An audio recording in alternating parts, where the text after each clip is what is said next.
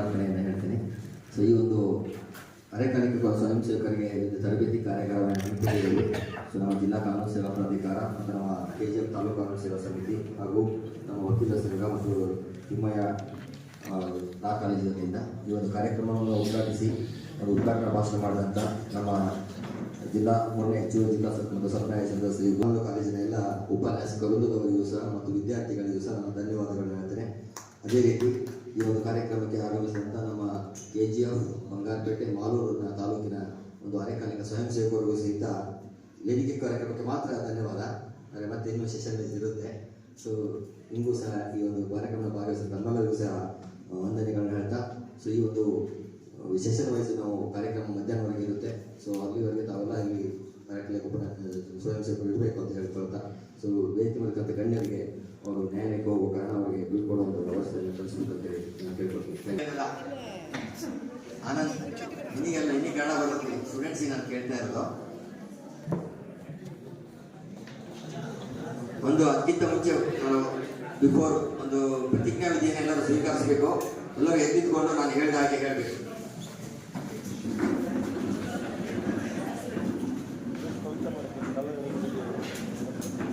ನಿಮ್ಮ ಹೆಸರನ್ನ ನಾನು ಹೇಳಿದಾಗೆ ನಿಮ್ಮ ಹೆಸರನ್ನ ಹೇಳ್ಕೊಂಡು ನಾನು ಹೇಳಿದಾಗ ಹೇಳ್ಬೇಕು, ಆಯ್ತಾ? ಇದು ಒಂದು ಬಾಲ್ಯ ವಿವಾಹದ ಬಗ್ಗೆ ಒಂದು ಪ್ರತಿಜ್ಞಾ ವಿಧಿ. ಇದನ್ನ ತಾವೆಲ್ಲ ಪ್ರತಿಜ್ಞಾ ವಿಧಿನ ಸ್ವೀಕರಿಸಬೇಕಂತ ನಾನು ಕೇಳ್ಕೊಳ್ತೀನಿ. ಕೈ ಎಲ್ಲರೂ ಮುಂದೆ ಮಾಡಿ. Silence.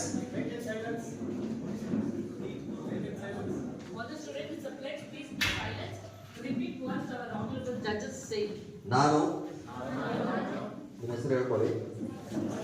ಹೃದಯಪೂರ್ವಕವಾಗಿ ಈ ಮೂಲಕ ಪ್ರತಿಜ್ಞೆ ಮಾಡುವುದೇನೆಂದರೆ ಹೆಣ್ಣು ಮಗುವಿಗೆ 18 ವರ್ಷ ಹಾಗೂ ಗಂಡು ಮಗುವಿಗೆ 21 ವರ್ಷ ಪೂರ್ಣಗೊಳ್ಳದೆ ಯಾವುದೇ ಬಾಲ್ಯ ವಿವಾಹದಲ್ಲಿ ಭಾಗವಹಿಸುವುದಾಗಲಿ ಅಥವಾ ನನ್ನ ಮನೆಯಲ್ಲಿ ಬಾಲ್ಯ ವಿವಾಹವನ್ನು ನಡೆಸುವುದಾಗಲಿ ಮಾಡುವುದಿಲ್ಲವೆಂದು ಹಾಗೂ ಬಾಲ್ಯ ವಿವಾಹ ನಡೆಯುವ ಸಾಧ್ಯತೆ ಕಂಡು ಬಂದಲ್ಲಿ ಅದನ್ನು ತಡೆಯುತ್ತೇನೆ. ಬಾಲ್ಯ ವಿವಾಹ ನಿಷೇಧಾಧಿಕಾರಿಗಳಿಗೆ,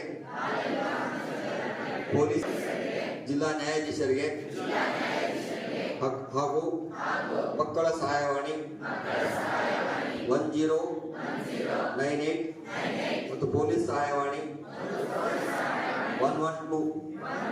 The court will consider their needs, daily needs, and paying capacity of the opposite party, that may be son or daughters, and award just and reasonable maintenance to the senior citizens.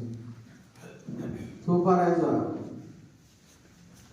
family law is concerned, under section 125 CRPC, woman is entitled for wife is entitled for maintenance, and her children are also entitled for maintenance from the father or mother, and wife is entitled for maintenance whenever she is neglected by her husband.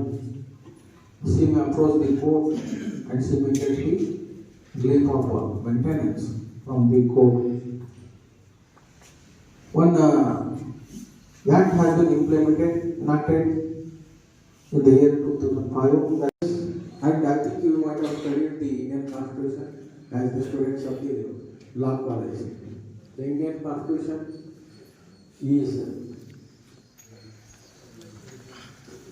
great epic, like Ramayana and Mahabharata. It may be like Quran or Bible. It is great epic for all the Indian citizens, and we should have a responsibility not only to give the respect to the. We are here because of Indian Constitution, and we are enjoying all our rights because of the rights given in part 3 of the Indian Constitution.